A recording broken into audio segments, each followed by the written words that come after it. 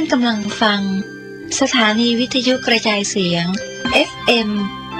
104.5 เมกะเฮิรตซ์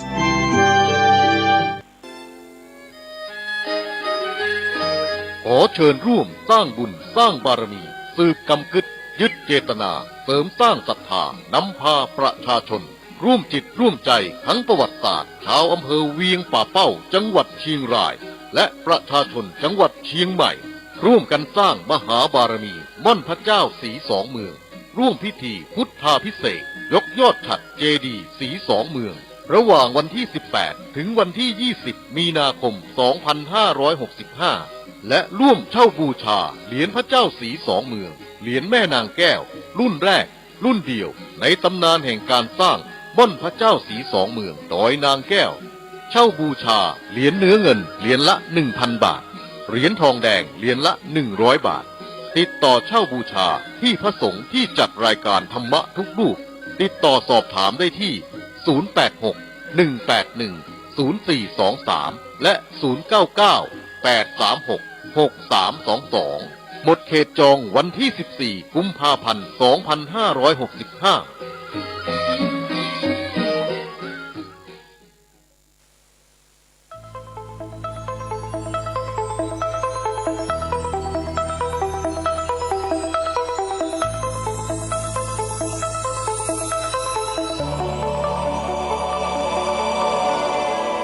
สวนป่าสามัคคีธรรมรมณียสถานธรรมมีความยินดีขอเรียนเชิญท่านผู้มีจิตศรัทธาร่วมเป็นเจ้าภาพทอดผ้าป่าสามัคคีสร้างถนนทางเข้าและปรับปรุงถนนตลอดทั้งเส้นในวันพุธที่ 16 กุมภาพันธ์วันมาฆบูชาศกนี้ท่านใดมีความประสงค์เป็นเจ้าภาพท่านสามารถร่วมทอดผ้าป่าออนไลน์ได้ที่ธนาคารไทยพาณิชย์สาขาบางลำพูเลขบัญชี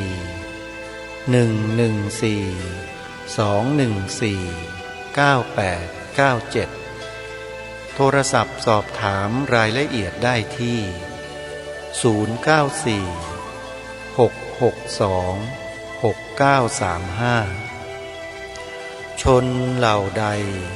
ปลูกสวนอันน่ารื่นรมปลูกป่าสร้างสะพานขุดสระน้ำบ่อน้ำและให้ที่พักอาศัยบุญย่อมเจริญแก่ชนเหล่านั้นทั้งกลางวันและกลางคืนตลอดกาลทุกเมื่อ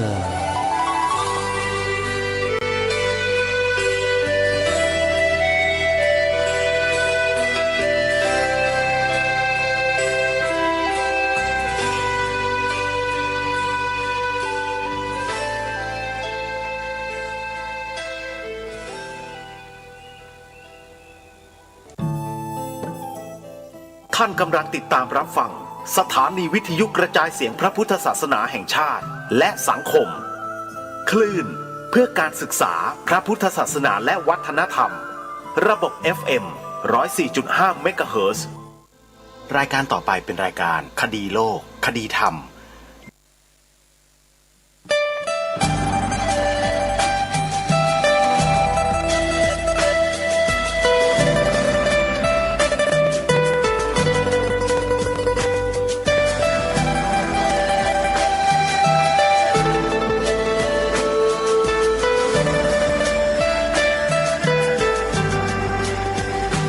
กล้าคิด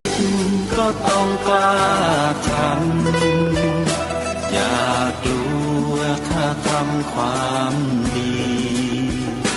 เป็นศึกษาปัญหาให้ทันท่วงทีเมืองไทยจะพัฒนากว่านี้รายการดีๆคดีโลกคดีธรรมขอรำพันบรรยายความคิดเครื่องหมายแห่งสีทั้งสามงามถนัดค ขาวคือบริสุทธิ์สีสวัสดิ์หมายพระไตรรัตน์และธรรมะคุ้มจิตไทยแดงคือโลหิตเราใสซึ่งยอมสละได้เพื่อรักษาชาติศาสนาน้ำเงินคือสีโสภาอันจอมประชาถ้าโปรดเป็นของส่วนองค์จับริ้วเข้าเป็นไตรรงค์จึงเป็นสีธงที่รักแห่งเราชาวไทยทหารอวตารนำไปยงยุทธวิชัยวิชิตก็ชูเกียรติสยามประเทศไทยที่เจริญมั่นคงมาได้จนถึงทุกวันนี้มิได้เกิดขึ้นจากความหวาดกลัวอย่างคลาดเขลาแต่บรรพบุรุษไทยของเราทุกยุคทุกสมัยล้วนแต่มีความกล้าหาญและชาญฉลาดปกป้องเอกราชสร้างชาติให้เกิดความมั่นคงโดยมีธงแห่งพระไตรรัตน์เป็นเครื่องนำชัยจึงเป็นที่มาที่ไปของรายการคดีโลกคดีธรรมกล้าคิดก็ต้องกล้าทำอย่ากลัวถ้าทำความดีเป็นศึกษาปัญหาให้ทันท่วงทีเมืองไทยจะพัฒนากว่านี้รายการดีๆคดีโลกคดีธรรมรายการดีๆคดีโลกคดีธรรม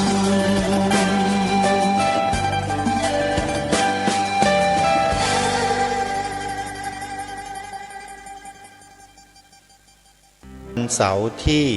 12กุมภาพันธ์พระพุทธศักราช2565รายการคดีโลกคดีธรรมมาพบกับท่านผู้ฟังเป็นปกติทุกวันจันทร์ถึงวันศุกร์และวันเสาร์อาทิตย์ทางสถานีวิทยุแห่งนี้ท่านผู้ฟังสามารถดาวน์โหลดแอปพลิเคชันที่มีชื่อว่าสมาพันธ์สื่อวิทยุพระพุทธศาสนาอาเซียนและสถานีวิทยุพุทธศาสนาทั่วไทยเพื่อติดตามรับฟังรายการคดีโลกคดีธรรมนี้ได้เป็นประจำทุกวันรายการคดีโลกคดีธรรมออกอากาศเป็นปกติทางสถานีวิทยุพระพุทธศาสนาแห่งชาติคลื่นต่างๆไม่ว่าจะเป็นวัดหนองกายวัดฝายหินวัดศรีอุดมวงศ์วัดป่าจริยธรรมวัดอารามมงคลวัดบ้านปลาคูนวัดป่าบ้านผือวัดสามชุกวัดธรรมปัญญารามบางม่วงวัดเขาปรีดีและเครือข่ายสถานีวิทยุพระพุทธศาสนาแห่งชาติคลื่นต่างๆอีกเป็นจำนวนมากนอกจากท่านจะได้รับฟังรายการคดีโลกคดีธรรมโดยปกติแล้วแอปพลิเคชันดังกล่าวนี้ยังมีธรรมะสาระที่ดีๆเป็นจำนวนมากเปิดออกอากาศเผยแผ่ธรรมะให้ทุกท่านสดับรับฟังได้ตลอด24 ชั่วโมงนี่คือนวัตกรรมใหม่แห่งการศึกษาเรียนรู้ธรรมะทางอากาศแบบลงทุนน้อยที่สุดได้ผลมากที่สุดและได้ระยะเวลาในการศึกษานานที่สุดในโลกคือการฟังธรรมตลอด24 ชั่วโมงผ่านแอปพลิเคชันที่มีชื่อว่าสถานีวิทยุพุทธศาสนาทั่วไทยรายการคดีโลกคดีธรรมขอเชิญชวนพวกเราท่านทุกๆท่านทุกๆคน บอกให้ญาติธรรมเพื่อนมิตรสหายพี่น้องของเราได้ร่วมกันดาวน์โหลดแอปพลิเคชันนี้ไว้ในโทรศัพท์มือถือท่านใดที่มีโทรศัพท์ระบบ Android สามารถดาวน์โหลดได้แต่ระบบ iOS ของ iPhone ของ Apple ดาวน์โหลดยังไม่ได้จึงขอแจ้งให้ทราบโดยทั่วกันเมื่อเราดาวน์โหลดแอปพลิเคชันได้แล้วจะมีสถานีวิทยุพระพุทธศาสนาคลื่นต่างๆรวมอยู่ในแอปพลิเคชันเดียวจำนวนทั้งสิ้น36สถานีแล้วก็ยังยินดีที่จะรับสถานีพระพุทธศาสนาอื่นๆที่ยังไม่ได้อัปเกรดเข้ามาในแอปพลิเคชันนี้ให้ทำการร้องขอเพื่อเข้าบรรจุเป็นหนึ่งในสถานีวิทยุแอปพลิเคชันวิทยุพระพุทธศาสนาทั่วไทยได้โดยติดต่อมาที่รายการคดีโลกคดีธรรมเดี๋ยวทางรายการจะดำเนินการให้ครูบาอาจารย์ที่สนใจก็ติดต่อมาที่เบอร์โทรศัพท์094 662 6935 094 662 6935ในวันพุธที่16กุมภาพันธ์ศกนี้วันพุธที่16กุมภาพันธ์ศกนี้อาตมาภาพขอเรียนเชิญเจริญพรญาติโยมสาธุชนทุกท่านได้ร่วมทำบุญทอดผ้าป่าออนไลน์ทอดผ้าป่าออนไลน์เพื่อรวบรวมปัจจัยไปสร้างถนนทางเข้าและปรับปรุงหน้าถนนทั้งหมดของสำนักสวนป่าสามัคคีธรรมสวนป่าสามัคคีธรรมเป็นสถานที่ปลูกป่าเพื่อสร้างเป็นรมณียสถานเพื่อนำสถานที่แห่งนี้เข้าสู่การพัฒนาเป็นสำนักปฏิบัติธรรมในอนาคตเบื้องต้นเราต้องปรับปรุงภูมิประเทศมีการปลูกต้นไม้ปลูกป่าให้เจริญเติบโตงอกงามร่มรื่นเป็นรมณียสถานให้ดีเสียก่อนนอกจากนั้นแล้วก็จะต้องมีการจัดการระบบสาธารณูปโภคให้พร้อมไม่ว่าจะเป็นเรื่องของระบบน้ำก็ต้องมีการขุดสระน้ำเพิ่มเติมระบบไฟฟ้าก็ต้องดำเนินการขอไฟฟ้าเข้ามาสู่สถานที่เรื่องถนนหนทางก็ต้องจัดก็ต้องทำการปรับปรุงในปีนี้วันมาฆบูชา16กุมภาพันธ์ขึ้น15ค่ำเดือน3อาตมาภาพขอเรียนเชิญเจริญพรญาติโยมสาธุชนทุกท่านได้มีส่วนร่วมทอดผ้าป่าออนไลน์เพื่อร่วมสมทบทุนสร้างถนนทางเข้า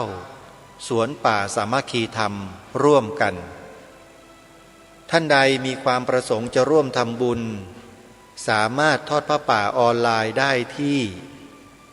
ธนาคารไทยพาณิชย์ธนาคารไทยพาณิชย์สาขาบางลำพูสาขาบางลำพูเลขบัญชี114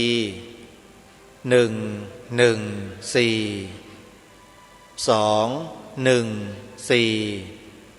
9897ชื่อบัญชี พระประหลัดนรงฤทธิ์ธนาคารไทยพาณิชย์สาขาบางลำพูเลขบัญชี11421498897ขออนุโมทนาสาธุกับญาติธรรมทุกท่านที่มองเห็นประโยชน์ในอนาคตร่วมกันหลังจากที่สาธารณูปโภคต่างๆแล้วเสร็จสมบูรณ์ต้นไม้เจริญเติบโตงอกงามแข็งแรงได้ร่มเงาแล้วอาตมาภาพก็จะเริ่มประกาศเชิญชวนญาติโยมสาธุชนนั้นมาบำเพ็ญเนกขมะบารมีด้วยกันเนกขมะบารมีคือการถือบวชถือศีล8ศีล10เป็นต้นเพื่อที่จะพัฒนาความรู้ความเข้าใจเรื่องของสติปัญญาสัมมาทิฏฐิให้เพิ่มพูนยิ่งขึ้นโดยอาตมาภาพจะเป็นผู้แนะนำให้ทุกท่านกำหนดรู้ดูอาการเป็นไปของรูปนามขันธ์ห้าแบบง่ายๆสามารถใช้ดำเนินชีวิตประจำวันได้คนเรานั้นมีลมหายใจอยู่ตลอดเวลามีการขยับกายอยู่ตลอดเวลามีการหลับนอนพักผ่อนมีการก้าวย่างเดินหยิบจับทำพูดคิดทั้งหลายทั้งปวงอยู่อาการเหล่านี้แหละหลายคนไม่รู้ก็ปล่อยให้เวลาล่วงเลยเปล่าไปโดยไม่ได้ประโยชน์อะไรเลยจากการขยับกายของเราที่จริงแล้วเนี่ยการขยับกายการคิดในดวงจิตของเราทั้งหมดทั้งปวงแม้แต่ลมหายใจทั้งหลายทั้งปวงเนี่ยมีประโยชน์และมีคุณค่าอย่างยิ่งในการพัฒนาฝึกฝนอบรมจิตของตนนี่คือเรื่องจริงประสบการณ์ตรงนี้แหละที่อาตมาภาพตั้งใจจะถ่ายทอดให้กับผู้คนที่สนใจจริงๆที่นี่จะไม่เหมือนกับสถานที่อื่นๆที่มีการจัดคอร์สปฏิบัติให้อยู่กัน2 คืน3 วัน4 คืน5 วัน7 คืน8 วันอย่างนั้นอาตมาภาพไม่ถนัดอาตมาภาพไม่ถนัดในรูปแบบแต่จะปฏิบัตินอกแบบแต่อยู่ในแบบฟังยากเข้าใจยากสักนิดจริงๆไม่ยากหรอกโยมโดยปกติแล้วเราจะติดอยู่ที่รูปแบบการปฏิบัติธรรมคือจะต้องมีสำนักจะต้องจัดอบรมกันเป็นวันกำหนดวันที่แน่นอนว่าวันนั้นถึงวันนี้เวลาเท่านั้นเวลาเท่านี้ทำอย่างนั้นทำอย่างนี้อาตมาภาพจะฉีกแนวออกมาจากนั้นเน้นการเจริญสติในทุกอิริยาบถทุกความคิดตรงนี้แหละหลายคนไม่ค่อยได้เน้นแต่สวนป่าสามัคคีธรรมจะเน้นเรื่องนี้ถ้าหากว่าศรัทธาสาธุชนท่านใดเห็นว่าจะให้สวนป่าสามัคคีธรรมเป็นอีกหนึ่งสถานธรรมที่จะทำประโยชน์ให้กับผู้คนในสังคมชาวพุทธของเราในเรื่องของการภาวนาอาตมาภาพก็ยินดีที่จะรับการสนับสนุนต่อเนื่อง1 ปี1 ครั้ง1 พลังช่วยสร้างสรรค์สังคมประเทศชาติบ้านเมืองไทยของเราด้วยการส่งเสริมการภาวนาภาวนาแปลว่าการเจริญหรือความเจริญในที่นี้ก็หมายถึงเจริญสติสัมปชัญญะเพื่อให้สติสัมปชัญญะตัวนี้ พัฒนารูปนามของผู้เจริญนั้นให้มีขีดความสามารถในการต่อสู้กับความทุกข์ทั้งหลายทั้งปวงได้ไม่ว่าจะเป็นความทุกข์กายความทุกข์ใจสามารถสู้ได้เลยสู้แบบไม่ต้องสู้เพราะมีสติปัญญารู้อยู่ตลอดเวลาอาการเป็นไปของรูปนามนั้นมันเป็นธรรมชาติอย่างนั้นบังคับบัญชาไม่ให้เป็นไปไม่ได้เลยหลายคนเข้าใจผิดพอบอกว่าให้เจริญปฏิบัติแล้วก็กำหนดรู้รูปนามไปบังคับรูปนามกันหมดเลยอันนี้เรื่องจริงเสร็จแล้วก็เกิดความเครียดเกิดความเครียดเกิดความกังวลอะไรต่างๆตามมาแทนที่กุศลจะเกิดความสงบจะเกิดเปล่าอกุศลเกิดมาแทนและมันจะเรียกว่าภาวนาได้ยังไงเรียกไม่ได้เลยแปลว่าภาวนาไม่ถูกถ้าหากเราภาวนาถูกเนี่ยนะเวลามีความคิดอะไรๆขึ้นมาในจิตไม่ว่าจะแบบไหนอย่างไหนทั้งนั้นแหละอาการของสติสัมปชัญญะก็จะวิ่งเข้าไปจับอาการนั้นดูอาการนั้นอย่างละเอียดละออสำรวจตรวจตราดูอย่างละเอียดจนกระทั่งมันหายไปเรียกว่าดับเกิดขึ้นตั้งอยู่ดับไปสติสัมปชัญญะจะเข้าไปจับเข้าไปดูกำหนดรู้อย่างไม่ขาดสายทีนี้ไอ้ความคิดเหล่านี้เนี่ยมันก็ไม่สามารถจะมาปรุงแต่งจิตของเราให้เป็นไปต่างๆนานาได้จิตนี้ก็จะสงบโดยธรรมชาติของเขาไม่มีอารมณ์ขุ่นมัวไม่มีอารมณ์ฟุ้งซ่านไม่มีอารมณ์ความอยากความสนุกสนานความสุขไม่มีที่จะมากุ้มรุมจิตของเราให้เศร้าหมองได้เลยถ้าหากว่าเราภาวนาได้อย่างถูกต้องเพราะฉะนั้นสำนักหรือว่าสถานธรรมสวนป่าสามัคคีธรรมแห่งนี้จึงเป็นสวนธรรมที่เหมาะสำหรับผู้เจริญภาวนา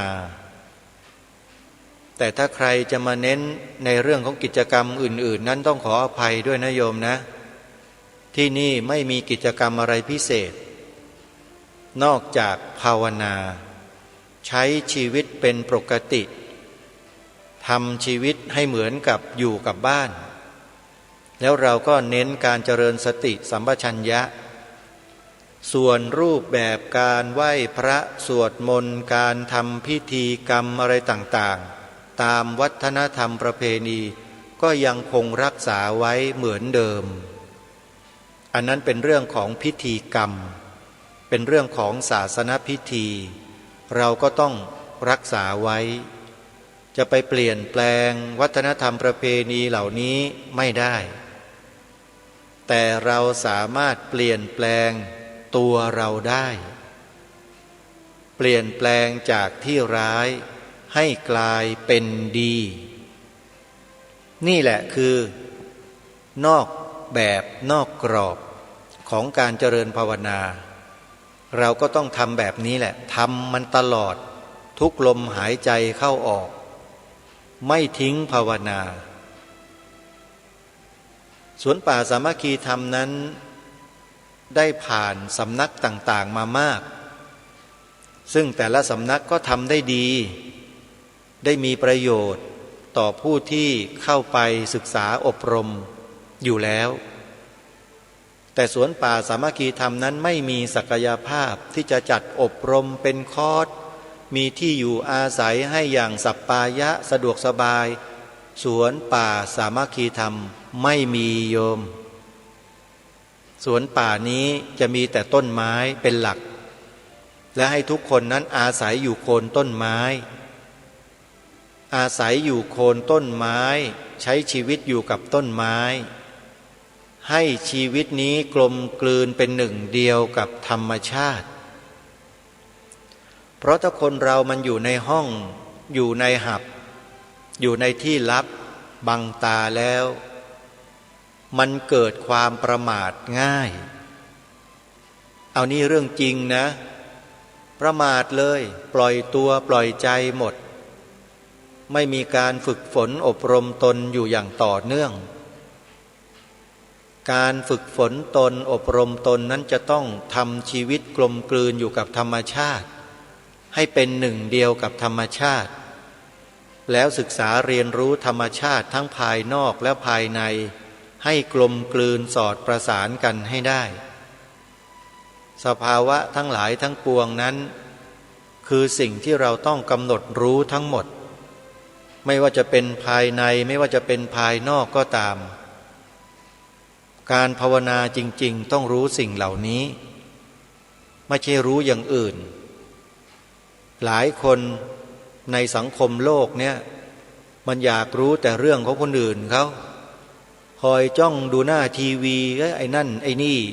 สมปองเอ่ยไพรวันเอ่ยใครต่อใครดาราอะไรทั้งหลายเป็นยังไงไปเนี่ยเขาอยากรู้แต่เรื่องคนอื่นเขาไม่เคยอยากจะรู้เรื่องตัวเองมันเป็นอย่างนี้กันทั้งโลกด้วยเหตุนี้เองเมื่อองค์สมเด็จพระบรมศาสดาสัมมาสัมพุทธเจ้าทรงอุบัติขึ้นมาในโลกใบนี้แล้วก็ทรงมาแนะมาสอนวิธีการที่จะหลุดรอดออกจากวงจรอุบาทเหล่านี้ด้วยตัวของตัวเองแล้วก็ทรงประทานวิธีการให้แล้วก็มีวิธีการเดียวด้วยนะวิธีที่จะออกจากวัฏฏะสงสารน่ะคือเจริญสติปัฏฐานสี่เป็นทางเอกเป็นทางเดียวเท่านั้นที่จะพามนุษย์ในโลกใบนี้หลุดพ้นจากวัฏฏะสงสารได้ไม่วนเวียนอยู่กับการเวียนว่ายตายเกิดอีกต่อไปสวนป่าสามัคคีธรรมจึงได้ปลูกป่าขึ้นมาก่อนสร้างสาธารณูปโภคที่จำเป็นที่สำคัญขึ้นมาก่อนซึ่งยังเหลืออยู่อีก3ประการหลักๆนะฮะหลักๆรองๆยังไม่พูดถึงสาธารณูปโภค3ประการหลักก็คือ 1. สระน้ำแหล่งน้ำ 2. ไฟฟ้า 3. ถนนหนทางส่วนเรื่องอื่นๆไว้ทีหลังจำเป็นรองลงมาทั้ง3ประการนี้เป็นความจำเป็น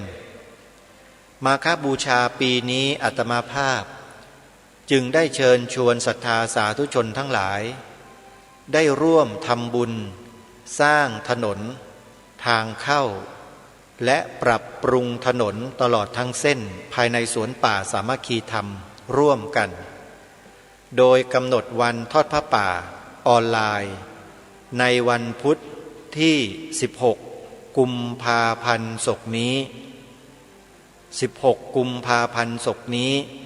ขอเรียนเชิญญาติโยมสาธุชนร่วมโอนปัจจัยเข้ามาทำบุญทอดผ้าป่าออนไลน์ได้ที่ธนาคารไทยพาณิชย์ธนาคารไทยพาณิชย์สาขาบางลำพูเลขบัญชี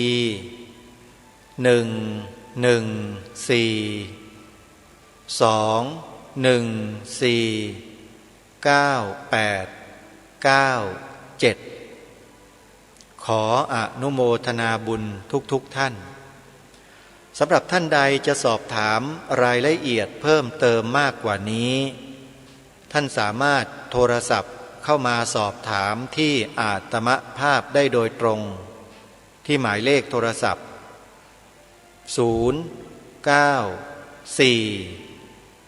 662 6935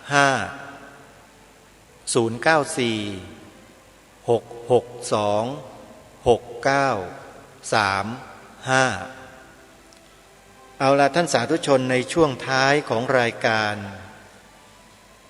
คดีโลกคดีธรรมยังติดค้างข้อมูลในหนังสือวาทะพระมงกุฎอยู่อีกหนึ่งตอนซึ่งเป็นช่วงสุดท้ายของเอกสารที่ได้รับมาซึ่งมีผู้นำมาเผยแพร่ซึ่งตรงกับใจของรายการคดีโลกคดีธรรมและใจของท่านผู้ฟังรายการนี้ทุกประการองค์พระบาทสมเด็จพระมงกุฎเกล้าเจ้าอยู่หัวรัชกาลที่6ทรงผ่านเหตุการณ์สำคัญในช่วงพระชนชีพของพระองค์ท่านมาอย่างโชคโชนมาอย่างมากมายสุดท้ายพระองค์ท่านเมื่อทรงขึ้นครองราชย์เป็นองค์พระมหากษัตริย์ไทยพระองค์ที่6แห่งกรุงรัตนโกสินทร์พระองค์ท่านก็จึงทรงสร้างแนวนโยบายแนวพระราชดำริปลูกฝังอุดมการณ์ให้แก่คนไทยมาตั้งแต่รัชสมัยของพระองค์ท่านเรื่อยมาผลงานการประพันธ์ทั้งหลายทั้งปวงผลงานการพระราชนิพนธ์ทั้งหลายทั้งปวงของพระองค์ท่านมีคุณค่าต่อจิตสำนึกของความเป็นคนไทยอย่างมากมายเหลือเกินซึ่งจะหาที่เปรียบไม่ได้เลยและที่สำคัญก็คือว่าพระองค์ท่านมิใช่คนธรรมดาพระองค์ทรงเป็นพระมหากษัตริย์ทรงเป็นพระประมุขของชาติของแผ่นดินแล้วการที่พระองค์ได้ทรงเชิญชวนให้พวกเรามีจิตสำนึกให้รักชาติรักพระพุทธศาสนารักสถาบันพระมหากษัตริย์ถามว่าพระองค์ท่านทรงมีแนวพระราชดำริเช่นนี้เพื่ออะไรท่านสาธุชนลองตอบคำถามดูว่าที่พระองค์ท่านทรงเชิญชวนให้พวกเราคนไทยเนี่ยมีจิตสำนึกในความรักและหวงแหนในชาติพระพุทธศาสนาและสถาบันพระมหากษัตริย์เนี่ยทรงกระทำเช่นนี้เพื่ออะไรลองตอบดูนะอาตมาภาพมีคำตอบมานานแล้วแต่เชื่อว่าทุกคนทุกท่านก็คงจะตอบได้นี่คือสิ่งที่ทางรายการคดีโลกคดีธรรมได้น้อมนำมาใส่เกล้าใส่กระหม่อมใส่ไว้ในชีวิตและจิตใจของตัวเองตลอดมาโดยไม่สามารถจะเปลี่ยนแปลงตัวเองให้ไปเป็นอย่างอื่นได้เลยเป็นไม่ได้จริงๆเป็นอะไรฮะเป็นอย่างอื่นเป็นหนอนบ่อนไส้เกลือเป็นหนอนไส้ศึกแปรพัก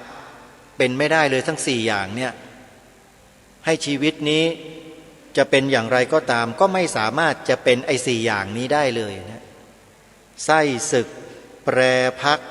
หนอนบ่อนไส้เกลือเป็นหนอนเนี่ยเป็นไม่ได้เลยทีนี้เมื่อตัวเรามั่นใจตัวเราว่าเป็นไม่ได้แล้วเนี่ยเราก็เป็นห่วงเป็นใยคนไทยของเราที่อยู่อาศัยอยู่บนผืนแผ่นดินไทยผืนนี้ว่าเกรงว่าจะถูกพวกอื่นคนอื่นลัทธิอื่นเนี่ยมาชักจูงไป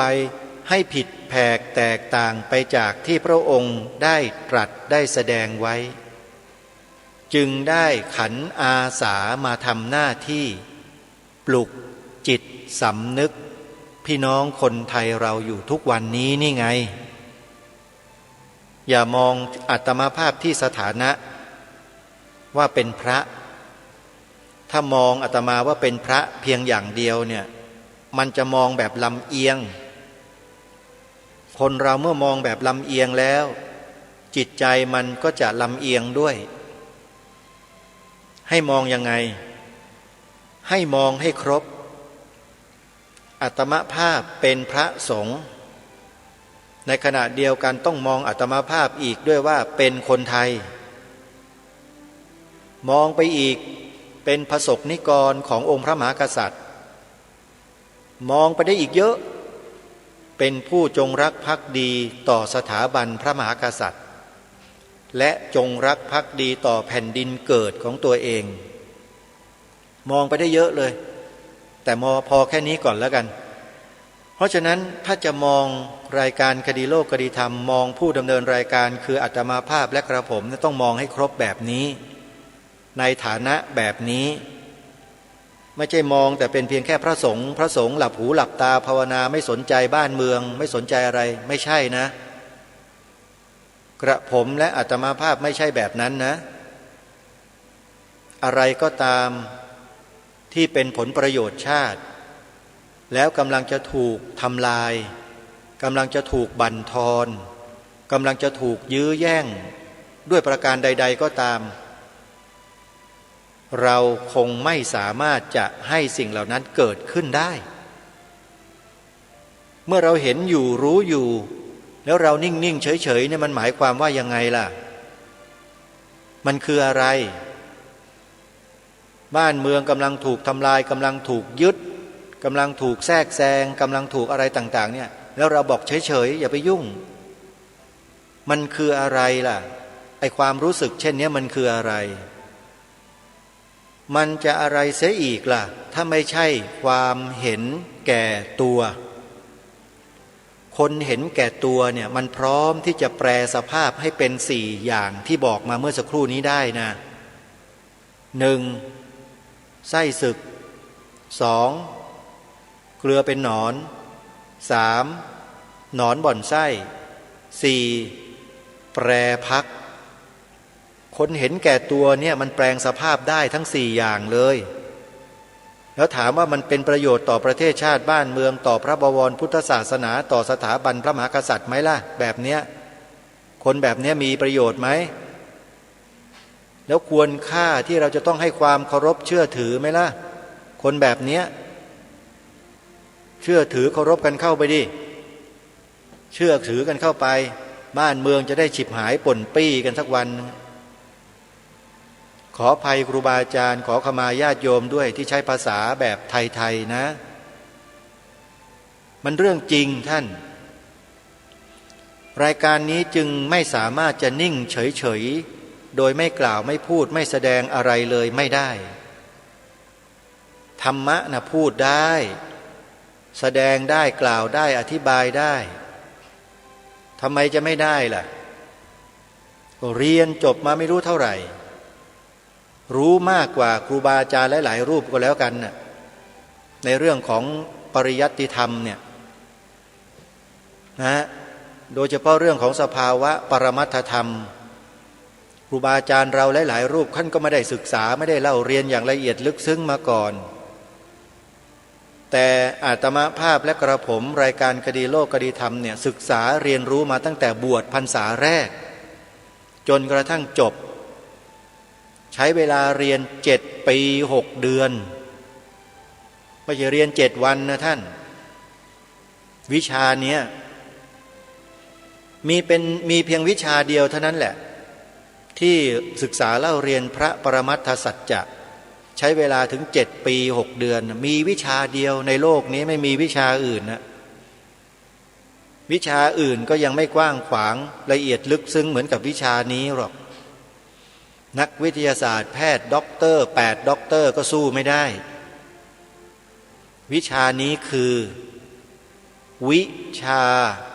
พระอภิธรรมมัฏฐสังคหะ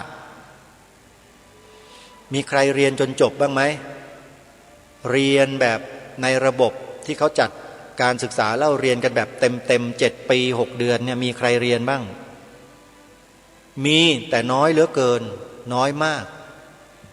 แล้วเมื่อเรียนแล้วรู้แล้วจบแล้วที่จะมาทำหน้าที่แบบรายการคดีโลกคดีธรรมแบบเนี้ยหามีบ้างไหมนักอภิธรรมแต่มาจัดรายการในลักษณะปลุกจิตสำนึก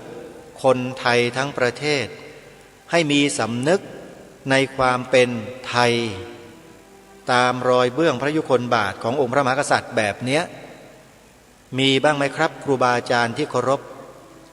ถ้ามีขอรู้จักหน่อยจะได้พูดคุยกันจะได้ร่วมกันทำให้มันแข็งขันยิ่งกว่านี้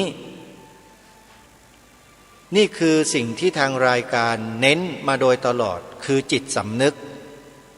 เพราะมองเห็นแล้วรู้แล้วผ่านมาแล้วประเมินแล้วคนไทยเราส่วนมากเกือบ100%เนี่ยขาดความสำนึกในเรื่องสำคัญของชาติบ้านเมืองอยู่เป็นจำนวนมากอะไรล่ะที่เป็นเรื่องสำคัญของชาติบ้านเมืองเรื่องความหมายสีขาวในธงชาติไทยจริงไม่จริงท่านลองถามลูกหลานของท่านที่กลับมาจากโรงเรียนดูสิรายการนี้ย้ำเรื่องนี้มาโดยตลอดเลยท่านลองประเมินดูที่เด็กนั่นแหละว่าประเทศนี้มันจะเป็นยังไงก็ประเมินดูที่เด็กนักเรียนที่กลับมาจากโรงเรียนน่ะถามดูดิสีขาวในธงชาติหมายถึงอะไรแล้วท่านจะทราบเลยว่าแนวนโยบายของผู้บริหารบ้านเมืองในประเทศนี้เป็นยังไงมันปลูกฝังให้เด็กเราเป็นคนอย่างไงดูตรงนั้นแหละไม่ต้องไปดูที่ผู้ใหญ่หรอกผู้ใหญ่นั้นก็ทำมาหากินไม่มีเวลาหรอกถ้าจะดูนะดูที่เด็กนี่แหละลองถามดูสิฮะสีขาวในธงชาติไทยนั้นหมายถึงอะไรถ้าเด็กนักเรียนมันตอบไม่ได้หรือตอบผิดตอบไม่ถูกต้องเนี่ยลองพิจารณาดูทีว่าใครเป็นคนทำให้เด็กเป็นแบบนี้ใครแล้วใคร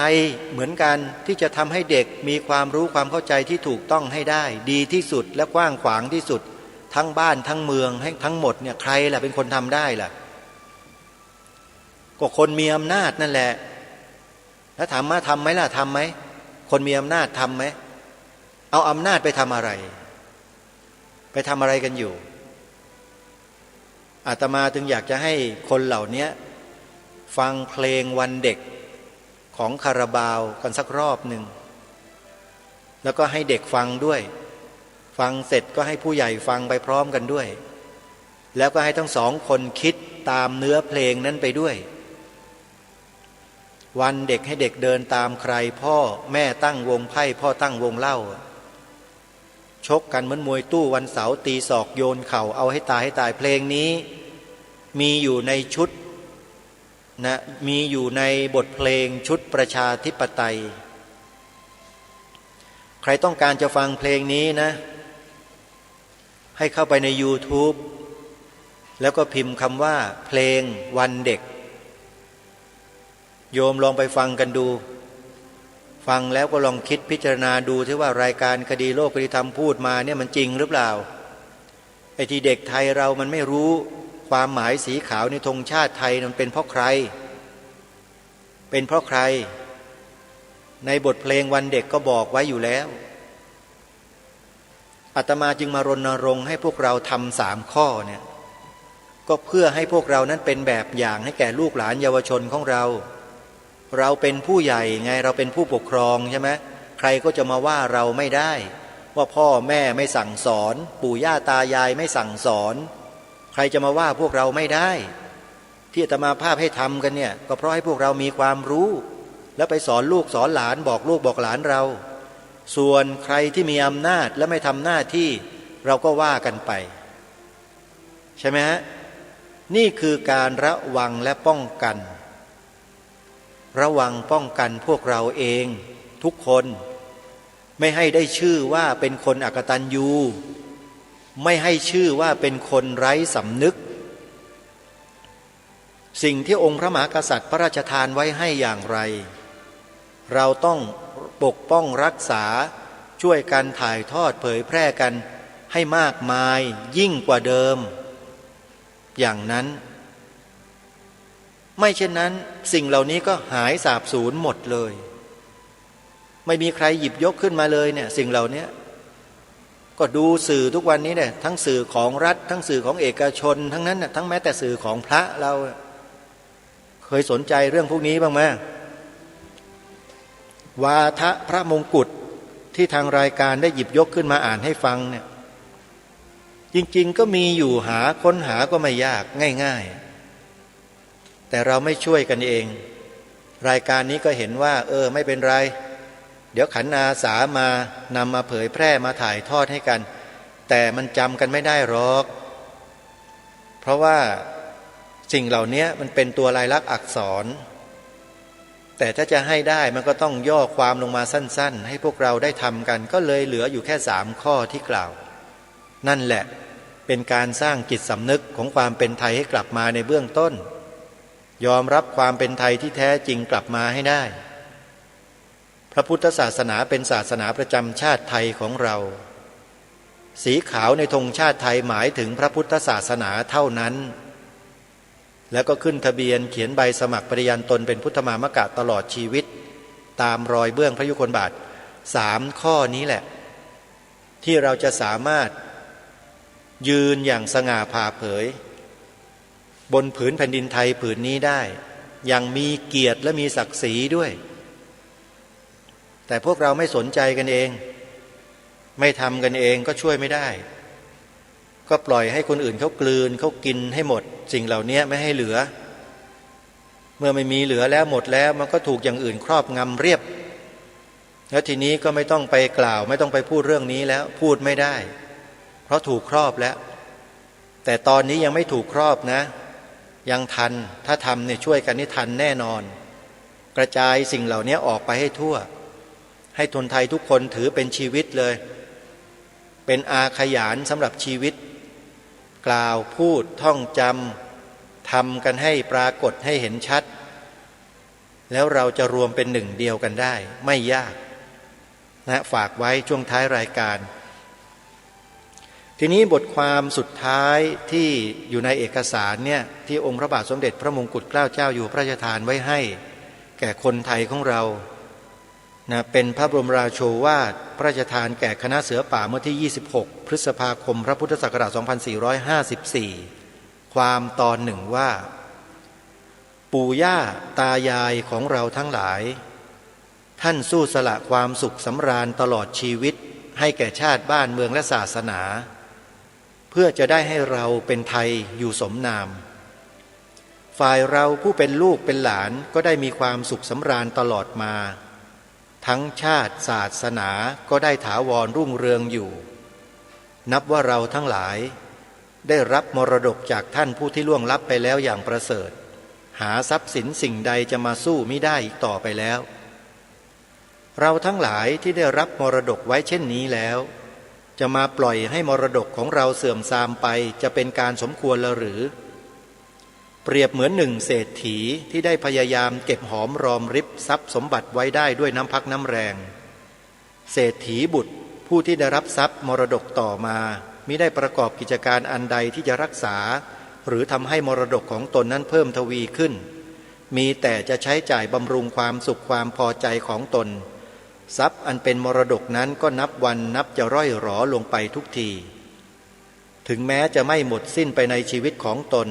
เมื่อถึงขั้นบุตรและหลานทรัพย์สมบัตินั้นก็อาจอันตรธานถึงความพินาศฉิบหายได้เว้นไว้แต่บุตรหลานจะขม้นขมักเก็บหามาไว้อีกดังนี้ก็นับว่าต้องเริ่มต้นรวบรวมไปใหม่ข้อนี้ฉันใดในส่วนบุคคลในส่วนชาติก็เหมือนกันสิ่งที่ปู่ย่าตายายเราท่านได้อุตส่าห์หาได้มาและรักษาไว้ด้วยเลือดเนื้อและชีวิตของท่านควรแลหรือที่เราจะมาเพิกเฉยละทิ้งให้ชำรุดทรุดโทรมไปหรือให้ตกไปอยู่แก่ผู้อื่นแม้แต่ส่วนน้อยที่สุดต้องตอบว่าไม่ควรไม่ควรเลยเราจะยอมให้มรดกของเราเสื่อมทรามไปไม่ได้เป็นอันขาดถ้าสิ่งไรที่ท่านได้ให้เรามาแล้วเราจะต้องช่วยกันรักษาไว้ให้จงได้เราเกิดมาในชาติไทยเราเกิดมาเป็นไทยเราต้องตายเป็นไทยถ้าจะต้องเป็นฆ่าเขาแล้วเราก็เท่ากับตาย เพราะเราก็จะเรียกตัวเราว่าไทยไม่ได้ต่อไปเพราะฉะนั้นถ้าเมื่อถึงเวลาที่มีภัยอันตรายมาสู่ประเทศบ้านเมืองเราแล้วแม้ใครไม่ทำใจยอมสละชีวิตของตนเพื่อป้องกันชาติบ้านเมืองก็จงเลิกเป็นคนไทยเสียเถิดอย่าเอาชื่อไทยไปใช้เรียกตนให้เพื่อนบ้านพลอยอายด้วยเลยผู้ที่ไม่ยินยอมพร้อมอยู่ในใจว่าจะสละชีวิตเพื่อรักษาชาติบ้านเมืองและรักษาศาสนาอันเป็นที่นับถือของตนแล้วก็ควรหลบหน้าไปเสียให้พ้นถิ่นฐานบ้านคนไปอยู่โดยลำพังตนอันเป็นที่รักยิ่งกว่าชาติศาสนานั้นเสียดีกว่าเป็นยังไงบ้างท่านผู้ฟังวาทะพระมงกุฎขอให้เราถือตามพระองค์นี้เถอะนะเชื่อเถอะเราจะสามารถเป็นไทยได้ตลอดแต่ถ้าเรายังไม่มีข้อมูลไม่มีความรู้สึกอะไรในลักษณะเช่นนี้อยู่ในจิตในใจนะก็เตรียมตัวเป็นทาสเขาได้เลยก็จะถูกกดหัวเช้ากดหัวค่ำอยู่นั่นแหละหนีไม่รอดเชื่อเถอะนะหมดเวลาของรายการและฝากบทเพลงคำปฏิญาณซึ่งเป็นบทเพลงพระราชนิพนธ์ของล้นเกล้ารัชกาลที่6เตือนสติเตือนใจพวกเราคนไทยทุกคนเอาไว้อย่าได้ประมาทเดี๋ยวจะถูกกระทำเช่นเพลงนี้วันนี้เวลาของรายการหมดลงแล้วอาตมาภาพต้องขอสมมุติยุติรายการไว้แต่เพียงเท่านี้ขอความสุขสวัสดีในธรรมแห่งองค์สมเด็จพระบรมศาสดาสัมมาสัมพุทธเจ้าจงปรากฏเกิดมีขึ้นในจิตใจของท่านผู้ฟังทุกท่านทุกคนเทินขอเจริญพรที่จบไปแล้วนั้นเป็นรายการคดีโลกคดีธรรมดำเนินรายการโดย